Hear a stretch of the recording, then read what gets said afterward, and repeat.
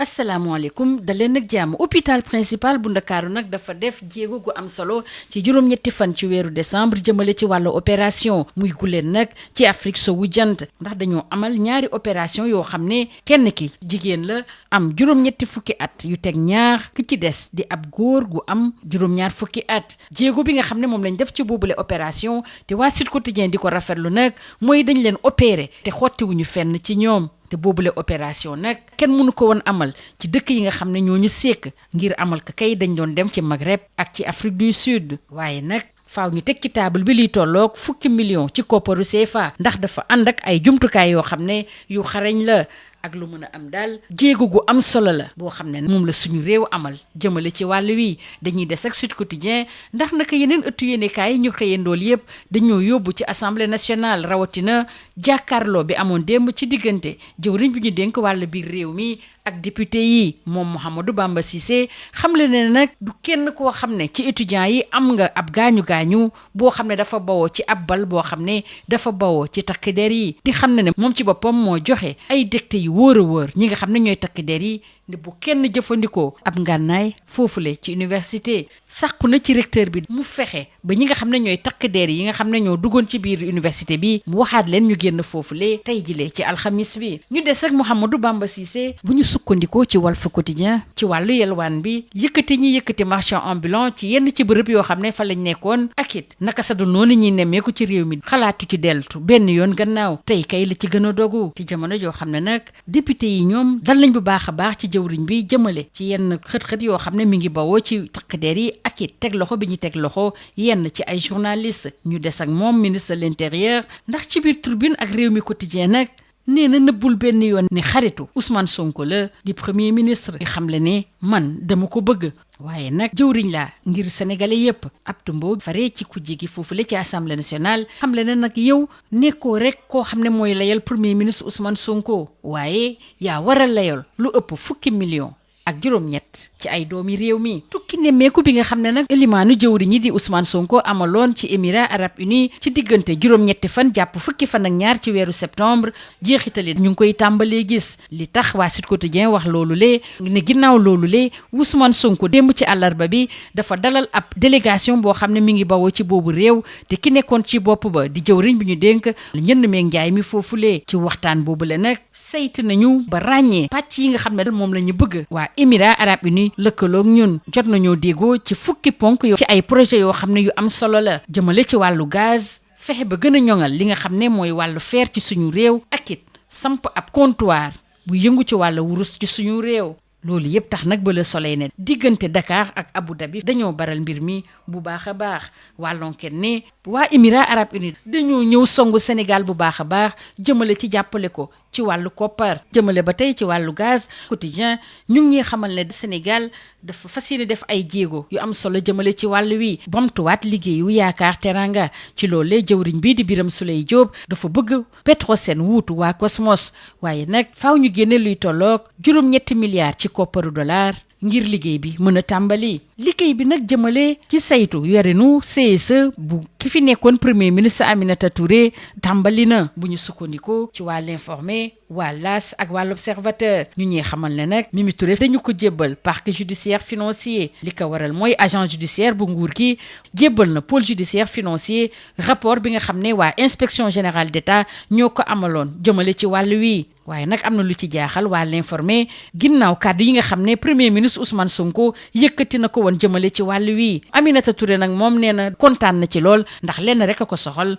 muy mbiri leer l'Observateur ne li la yëpp nag dafa nar a gën a yokk tension bi nga xam ne moom lañ nemmeeku ci bopp réew mi ci diggante Diomaye ak Sonko ak ñoom la ñuy desal ndax Abbas Fall ci biir Tribune dal na bu baax a baax ci njiitu réew mi di Bassirou Diomaye Faye li ko waral mooy plainte bi nga xam ne moom la tegoon ci ndodd Bougar Diouf mujjeewul fenn moo tax it Abbas Fall yëkkati ay kàddu di xamle ne ki nga xam ne moo ne ci gannaaw ñu bañ a teg benn daan Bougar Diouf war na ci jëlee gàcce Abbas Fall xamle ne nag fi mu toll nii bëgg a aar wala boog bañ ñu teg lenn ci deru président de la république tax na ba ñenn ñi am bépp sañ-sañ yaakaar ne lu leen neex def ndax dara du leen ca fekk di xamle ne nag kàddu yi nga xam ne moom la Bougar Diouf yëkkati dafa ñëw yàq deram bu baax a baax. Bougar Diouf tontu rafetlu bu baax a baax dogg bi nga xam ne moom la coalition Diomaye nekkee ci jamono ji taxaw temm ngir kenn bañ a dal ci kawam. ñi desal waa Point Actu la ñuy desal ndax ñu ngi xamal ne suñu naataangoo bii di Pape Sané rëcc na ci kaso bi ndax daan biñ ko teg dana tax bu du fa tëdd li ko yóbbee nag mooy dañoo xamle woon ne dafa yëkkati ay xibaar yoo xam ne dara amu ca. ñu des si wàllu yoon waxtaane mbirub Tahirou Sarr ndax Les Échos ñu ngi xamal ne ginnaaw juróom-ñeenti weer yoo xam ne mi ngi ci biir kaso bi àllarba ak jàmm nag danañu ko déglu muy déglu bu njëkk ginnaaw gi mu duggee ci kaso bi occasion la nag ngir Tahirou Sarr bu ñu sukkandikoo ci Les Échos ngir setal deram ci wàllu yoon ba tey la ñuy des ndax Les Échos ak waa Source A ñu ngi yeggee ci naka su dul noonu yooyu ñu tuddee wàllu porno ndax ñetti administrateur lañ teg loxo te it ëpp 2,000 ci ay vidéo yoo xam ne day wane naka su dul noonu la ñu fekk seen biir ordinateur yi. Libération yi di ñu waxtaanee mbir yu doy waar yi nga xam ne moo tukkee ci l'enquête bi jëmale ci mbirub Mo Gates enquêteur yu bàgg yi dañoo ànd ak moom dem ci Mbaaw Yoff ak Kees jëmale ci l'enquête bi nga xam ne moom la ñuy amal ci wàllu wi. yan gaynde nag ñoo nar a teewal Sénégal ci Maroc ci Coupe d'Afrique bi ñu fa nar a amal lu ko dalee 20 fan ak benn ci weeru décembre bi ñu ne boobu leen laaj ki ko samp tey jilee mooy Sud Quotidien ginnaaw gi nga xam ne kii tàggat gaynde yi dafa war a siiwal tey jilee turub 22 gaynde yi nga xam ne ñoom la woolu jëmale ci wàllu wi ñëpp nag bàyyi xel gu baax a baax boobu le liste ca la ñuy des ndax bu ñu sukkandikoo ci Le Soleil nag fi mu toll nii Pape Thiaw rek la ñuy teewlu entraîneur yu bëri jot nañoo siiwal ba noppi seen liste. waa L'Observateur ak waa Walf Quotidien nag ñoom di ñaawlu ñàkk teewaayu suñu réew ci Jeux africains de la jeunesse ñaawlu nañu ko fu ñaawlu yem. L'Obs di ñu yeggee mer bu futt bi nga xam ne président fédération yi moom la ñu nekkee ci jamono ji tey nag ñu joxoñ baaraamu tuuma ministère ndax ñoom dañoo jàpp ne dañoo joxul gëdd ga war sàqutee fi nga xam ne mi ngi doon bawee ci CNOS. Walf Quotidien nee nañu lii ab hors-jeu la ngir jëwriñ bi ñu dénk wàll wi di Khady Diène Gaye lii moo gënoon a fës ci ëttu yéenekaay yi ñu xëyandool ñu yendoog jàmm. Bonjour. L'hôpital principal de Dakar a franchi une étape majeure en cardiologie interventionnelle en réalisant le 8 décembre dernier pour la première fois en Afrique de l'Ouest des implantations percutanées de valves aortiques. Selon Sud Quotidien, ce geste médical de pointe connu sous le sigle TAVI permet de remplacer une valve aortique gravement rétrécie sans ouvrir la cage thoracique. Longtemps considérée comme inaccessible dans la sous-région, cette intervention n'était jusqu'ici pratiquée que dans quelques pays du continent, essentiellement au Maghreb et en Afrique du Sud. C'est une avancée médicale majeure pour notre pays. Restons avec Sud Quotidien qui, tout comme les autres confrères, nous mène à l'Assemblée nationale, notamment avec le ministre de l'Intérieur, Mohamedou Bamba Cissé, qui a affirmé qu'aucune bavure policière n'avait été enregistrée lors de l'intervention des forces de défense sur le campus pédagogique. Intervenant hier devant les députés, Bamba Cissé a indiqué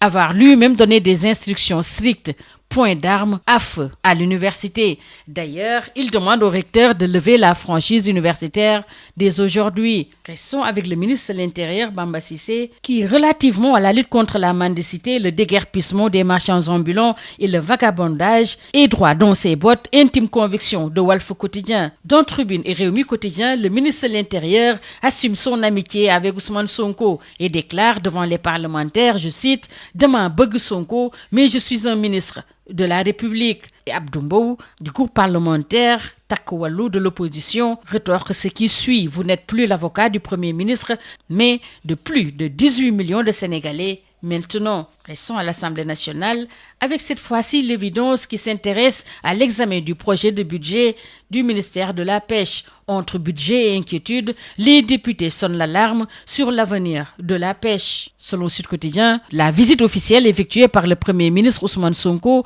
aux Émirats arabes unis du 8 au 12 septembre 2025 commence à produire des effets. En effet, à la suite de ce voyage, le Premier ministre a reçu hier mercredi une délégation des Émirats arabes unis conduite par le ministre du Commerce extérieur. Et parmi les acquis de cette mission, et à l'issue d'une rencontre bilatérale organisée pour identifier de nouveaux axes de coopération, le Sénégal et les Émirats arabes unis ont entériné la signature de 10 mémorandums d'entente portant sur des projets majeurs, parmi lesquels la réalisation du réseau gazier sénégalais, la valorisation des mines de fer, mais également la création du comptoir de l'or du Sénégal. Ce qui pousse Le Soleil à écrire: contre Dakar et Abu Dhabi, l'axe s'accélère. Le confrère de signaler également l'installation d'une unité de production d'engrais, mais également la construction de logements sociaux et la digitalisation des finances publiques. Pour l'enquête, c'est la grande offensive émirati et de relever des négociations intenses sous la conduite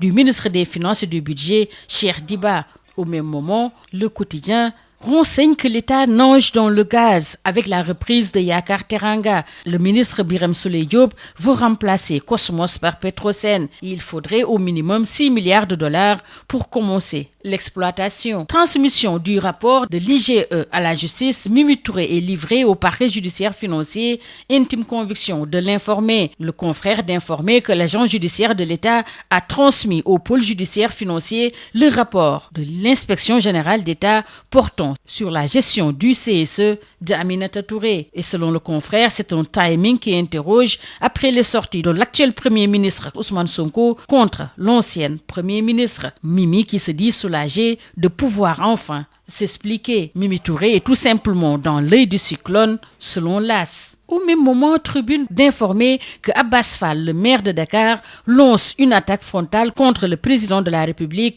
Bassirou Diomaye Diakhar Faye. Aucune charge n'a été retenue suite à sa plainte contre Bougar Diouf. D'après Abbas Fall, cette main derrière sa libération doit avoir honte et protéger le président est devenu un passe-droit pour insulter et diffamer sans raison et sans tirer. Restons avec la guerre des mots des lieutenants de Diomaye et de Sonko avec Point Actu. Pour Abbas Fall, Bougar est libre après avoir gravement porté atteinte à notre honorabilité. Et Bougar de répliquer en saluant l'engagement de la coalition Diomaye à ses côtés. Après une série d'attaques contre Diomaye, son chef de cabinet avait appelé à respecter le président. Rappel Point Actu. Retenez avec Point Actu toujours que le journaliste Pape Sané échappe à la prison et écope d'un sursis. Il était attiré devant le tribunal pour diffusion de fausses nouvelles. Restons dans les couloirs de la justice avec l'affaire Mo Gates, notamment les révélations de l'enquête à lire dans les colonnes de Libération. Les enquêteurs de la BAG ont effectué en compagnie de Mo Gates des descentes à Mbao, Yoff et Thiès. Les Échos de rapporter qu'inculpé est placé sous mandat de dépôt depuis plus de 9 mois, Tahirou Sarr sera enfin auditionné mercredi prochain. Et toujours à la une de Les Échos, retenez que 3 administrateurs d'un site porno ont été arrêtés. 2148 vidéos et images ont été découvertes dans leurs ordinateurs. Information à lire également dans les colonnes de Source A. En sport, quel lion pour la campagne du Maroc s'interroge ce matin Sud Quotidien avec le sélectionneur national Pape Thiaw qui devrait publier ce jeudi la liste officielle des 27 joueurs retenus pour la Coupe d'Afrique au Maroc. Tous les regards sont désormais tournés vers la composition définitive de l'équipe la plus compétitive chargée de défendre les couleurs du Sénégal lors du rendez-vous continental qui démarre le 21 décembre au Maroc. Pape Thiaw entre certitude et doute, lit-on dans les colonnes du Soleil. Alors que l'Observateur s'intéresse au forfait du Sénégal aux Jeux olympiques africains de la jeunesse, c'est absurde et irresponsable. Et le confrère de nous faire part de la grosse colère des présidents de fédération face à ce forfait et de relever la responsabilité pointée du ministère des Sports accusé d'avoir ignoré les multiples relances du CNOS entraînant l'impossibilité logistique d'envoyer la délégation sénégalaise. Cette absence du Sénégal aux Jeux africains de la jeunesse est qualifiée de hors-jeu de Khadidien Gaye par Walf Quotidien. C'est tout. À vos journaux et très bonne lecture.